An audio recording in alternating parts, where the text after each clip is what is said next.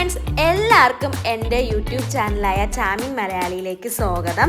ഇന്ന് ഞങ്ങൾ പോകുന്നത് ഗോൾഡൻ ബേ എന്ന് പറയുന്ന ഒരു ബീച്ചിലോട്ടാണ് കേട്ടോ. സത്യം പറഞ്ഞാൽ അങ്ങോട്ടല്ല പോകുന്നത് ഞങ്ങളൊരു ഡിന്നറിനായിട്ട് ബുക്ക് ചെയ്തിട്ടുണ്ടായിരുന്നു. ഞങ്ങളുടെ ഫ്രണ്ട് ഞങ്ങൾക്കായിട്ട് ഒരു ഗിഫ്റ്റ് തന്നതാണ്. അപ്പോൾ അതിനായിട്ട് പോകുന്നത് ഈ ഗോൾഡൻ ബേയുടെ തൊട്ടടുത്തുള്ള റാഡിസൺ ഹോട്ടലിലെ എസൻസ് ഓഫ് ഇന്ത്യയിലാണ്. അപ്പോൾ അതിന് ടൈം ആവാത്തതുകൊണ്ട് ഞങ്ങൾ വിചാരിച്ചു ഈ ഗോൾഡൻ ബേ ഒന്ന് കാണാമെന്ന്. ഇത് മാൾട്ടയിലെ ഒരു അടിപൊളിയായിട്ടുള്ള ഒരു ബീച്ചാണ്, അതും സാൻഡിൽ ബീച്ചാണ് കേട്ടോ. അപ്പോൾ ഞാൻ ഫസ്റ്റ് ടൈമാണ് ഇത് വിസിറ്റ് ചെയ്യുന്നത്. അപ്പോൾ ഇത്രയും സ്റ്റെപ്പ് ഇറങ്ങി താഴെ പോകണമായിരുന്നു. അപ്പോൾ ഞാൻ ജോലി കഴിഞ്ഞിട്ടാണ് കേട്ടോ, ഡ്യൂട്ടി കഴിഞ്ഞ് വീട്ടിൽ വന്ന് പെട്ടെന്ന് റെഡിയായിട്ട് ഇവരെ കൂടെ വന്നതാണ്. ചേട്ടൻ നേരത്തെ PR ആയിട്ട് മീറ്റിങ്ങിന് പോയിട്ടുണ്ടായിരുന്നു. അങ്ങനെ അവർ വരുന്ന വഴിക്ക് എന്നെയും പിക്ക് ചെയ്തുകൊണ്ട് വരുന്നതാണ് കേട്ടോ. അപ്പോൾ ഈ ഗോൾഡൻ ബേയുടെ ഈ കാണുന്ന ഇതിൻ്റെ ഓപ്പോസിറ്റ് സൈഡിൽ വേറൊരു ബീച്ചും കൂടെ ഉണ്ട് കേട്ടോ. അത് ന്യൂഡ് ബീച്ച് എന്നാണ് അവരെൻ്റെ അടുത്ത് പറഞ്ഞു തന്നത്. അപ്പോൾ അതാണ് ഞാനിങ്ങനെ സൂം ചെയ്ത് കാണിച്ചത് കേട്ടോ. ബീച്ചിലോട്ട് പോകുന്ന വഴിക്കാണ് ഈ ഒരു അഡ്വഞ്ചർ കണ്ടത്. ഇതിൻ്റെ യഥാർത്ഥ പേരെനിക്കറിയില്ല, പാരാഗ്ലൈഡിങ് ആണെന്ന് തോന്നുന്നു. അപ്പോൾ അതും കൂടെ കണ്ടതിലൊരു സന്തോഷം ഉണ്ടായിരുന്നു. അതെനിക്ക് ചെയ്യണമെന്ന് ആഗ്രഹമുണ്ട്, എന്നെങ്കിൽ ഞാനത് ചെയ്യും. അപ്പോൾ ഇത്രയും സ്റ്റെപ്പ് ഇറങ്ങി നല്ല സ്റ്റെപ്പുണ്ട് കേട്ടോ, വിചാരിക്കും പോലെയല്ല. അപ്പോൾ നല്ല വെയിലും ഉണ്ട്. അത്രയും സ്റ്റെപ്പ് ഇറങ്ങി താഴെ ചെന്നപ്പോൾ അവിടെ ബീച്ചിലാണെങ്കിൽ എനിക്ക് തോന്നുന്നു ഒരു കാല് കുത്താനുള്ള സ്ഥലം പോലും ഇല്ല കേട്ടോ. എല്ലാവരും അംബ്രല്ലയൊക്കെ വച്ച് നല്ല റെസ്റ്റ് എടുത്ത് ബീച്ച് വ്യൂവും കണ്ട് അങ്ങനെ കിടക്കുകയാണ് കേട്ടോ. കൂടുതലും ഫോറിനേഴ്സാണ്, കൂടുതലല്ല എല്ലാം ഫോറിനേഴ്സാണ് കേട്ടോ അവിടെ ഉള്ളത്. അപ്പോൾ ഈ ബീച്ചിൻ്റെ തൊട്ടടുത്തുള്ളൊരു പബ്ബാണിത്. അപ്പോൾ അവരുടെ സെറ്റപ്പൊക്കെ കണ്ടോ, സീറ്റിംഗ് ഒക്കെ വന്നിട്ട് മുതലയൊക്കെയാണ് കേട്ടോ, മുതലയുടെ മോഡലിലൊക്കെയാണ് അവർ ഇരിക്കാനുള്ള സീറ്റിംഗ് ഒക്കെ ചെയ്തിരിക്കുന്നത്. അപ്പോൾ ഞങ്ങൾ ഇതിനകത്തോട്ടൊന്ന് കയറിയായിരുന്നു. അപ്പോൾ കയറിയപ്പോൾ ഇതിനകത്ത് എല്ലാവരും ബീച്ചിൽ പോയിട്ട് വന്നിട്ട് അവർ വന്ന് ഡ്രിങ്ക്സും അവരുടെ എൻജോയ്മെൻ്റായിട്ട് നിൽക്കുകയാണ് കേട്ടോ. അപ്പോൾ ഞങ്ങൾ മാത്രമാണ് നല്ല ഡ്രസ്സൊക്കെ ഇട്ട് ഇവിടെ വന്നത്. അപ്പോൾ എല്ലാവരും ഞങ്ങളെ തന്നെ നോക്കുന്നുണ്ടായിരുന്നു കേട്ടോ, ഞങ്ങളെന്താ ഇങ്ങനെ വന്ന് നിൽക്കുന്നത്.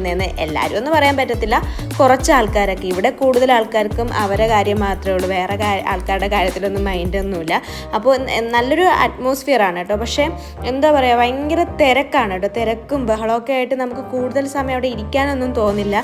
പക്ഷേ വ്യൂ വന്നിട്ട് ഒരു രക്ഷയില്ല കേട്ടോ. നല്ല ഒരു എന്താ പറയുക, കുറച്ച് സമയം നല്ല ബഹളമൊന്നും ഇല്ലെങ്കിൽ നമുക്ക് കുറച്ച് നേരമൊക്കെ ഇരുന്ന് ആസ്വദിക്കാൻ പറ്റിയ നല്ലൊരു സ്ഥലമാണ്. അപ്പോൾ കുറച്ച് നേരം ഞങ്ങൾ അവിടെ ഇരുന്ന് കുറച്ച് ഫോട്ടോസൊക്കെ എടുത്തു. പക്ഷേ ബഹളം കാരണം ഞങ്ങൾ തിരിച്ച് അങ്ങോട്ട് നമ്മൾ ബുക്ക് ചെയ്ത ഹോട്ടലിലോട്ട് തന്നെ പോകാമെന്ന് വെച്ചു കേട്ടോ. അപ്പോൾ ഇത്രയും സ്റ്റെപ്പ് കയറി പോണ ബുദ്ധിമുട്ടിൽ ഞാൻ നിൽക്കുകയാണ്, നല്ല തളർന്നിട്ടുണ്ടായിരുന്നു. അങ്ങനെ നമ്മൾ നേരെ റാഡിസൺ ഹോട്ടലിലെ എസൻസ് ഓഫ് ഇന്ത്യയിലാണ് കേട്ടോ വന്നത്. ഇതാണ് റാഡിസൺ ഹോട്ടലിൻ്റെ ഇൻസൈഡ് റിസപ്ഷൻ ഏരിയയാണ്. നല്ല സെറ്റപ്പാണ് കേട്ടോ, നന്നായിട്ട് എനിക്ക് ഇഷ്ടപ്പെട്ടു. അവരുടെ ഇൻറ്റീരിയർ വർക്കും റിസപ്ഷൻ ഏരിയയും എന്താ പറയുക, സീറ്റിംഗ് അറേഞ്ച്മെൻറ്റ്സും കാണാനൊക്കെ നല്ല ഭംഗിയായിരുന്നു. ഞാൻ കുറച്ച് നേരം അവിടെ മൊത്തം ഒന്ന് കറങ്ങി കണ്ടായിരുന്നു, കാണാൻ നല്ലതുപോലെ ഉണ്ട് കേട്ടോ. അപ്പോൾ കുറേ നേരം അവിടെ മൊത്തം കറങ്ങി കണ്ടു. അങ്ങനെ കറങ്ങി കാണുന്നിടത്ത് വെച്ചിട്ട് അവരുടെ ഒരു ഷെൽഫിൽ ഒരു സൈഡിൽ അവർ സെയിൽ ചെയ്യാൻ വച്ചിരിക്കുന്ന ഓർണമെൻറ്റ്സ് ആണ് കേട്ടോ. അപ്പം നമ്മൾ പെണ്ണുങ്ങളുടെ സ്വഭാവം അറിയാലോ, നേരെ നമ്മുടെ കണ്ണങ്ങോട്ടേ പോകത്തുള്ളൂ. അപ്പം ഞാൻ അവിടെ ചെന്ന് അതൊക്കെ നോക്കിക്കൊണ്ടിരിക്കുകയായിരുന്നു. കാണും പോലെയല്ല, എല്ലാത്തിനും നല്ല പ്രൈസ് ഉണ്ട്. അപ്പോൾ കൂടുതൽ അങ്ങോട്ട് അടുക്കാൻ പോയില്ല. അത് കഴിഞ്ഞ് ഞങ്ങൾ അതിൻ്റെ ഔട്ട് സൈഡ് വന്നിരുന്നു കേട്ടോ. അവിടെ ഇരിക്കുമ്പോൾ വ്യൂ ആണിത്.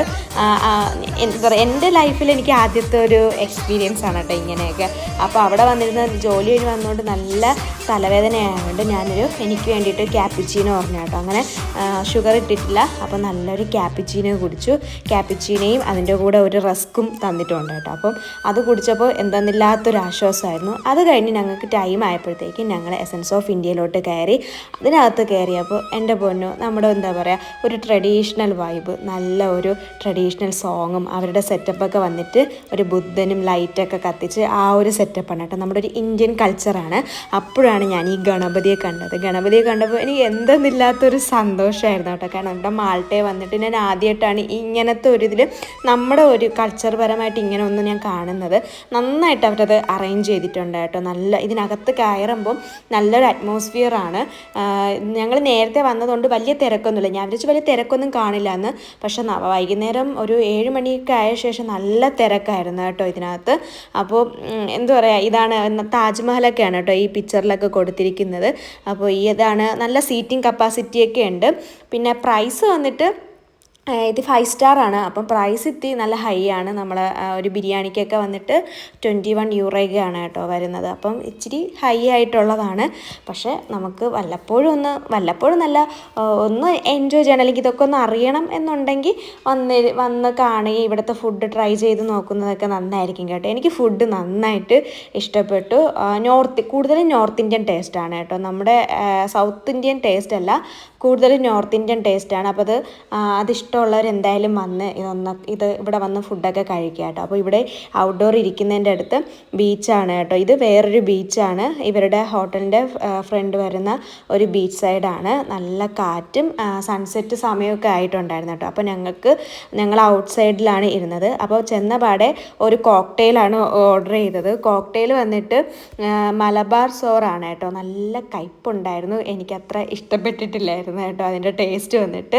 പിന്നെ വന്നിട്ട് ഞങ്ങൾ സ്റ്റാർട്ടറാണ് പറഞ്ഞത്. ഒണിയൻ ബജിയും വെജിറ്റബിൾ സമൂസയും ചിക്കൻ പക്കോടയും പിന്നെ തന്തൂരി മഷ്റൂമും പനീർ ടിക്ക കബാബും ആണ് കേട്ടോ സ്റ്റാർട്ടറായിട്ട് ഞങ്ങൾ പറഞ്ഞിട്ടുണ്ടായിരുന്നത്.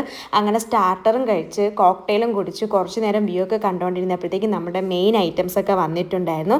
മെയിൻ ഐറ്റം പറഞ്ഞിട്ടുണ്ടായിരുന്നത് പോർക്ക് മദ്രാസ്, ചിക്കൻ കോലാപൂരി, പിന്നെ ഫിഷിൽ വന്നിട്ട് സബാസ് ഫ്രൈ, പിന്നെ ചിക്കൻ ദം ബിരിയാണി. റൈസായിട്ട് ഞങ്ങൾ പറഞ്ഞിട്ടുണ്ടായിരുന്നത് പുലാവ് റൈസാണ് കേട്ടോ. പിന്നെ വന്നിട്ട് ഗാർലിക് നാനും പറഞ്ഞിട്ടുണ്ടായിരുന്നു. ഇത്രയായിരുന്നു മെയിൻ ഡിഷായിട്ട് പറഞ്ഞിട്ടുണ്ടായിരുന്നത്.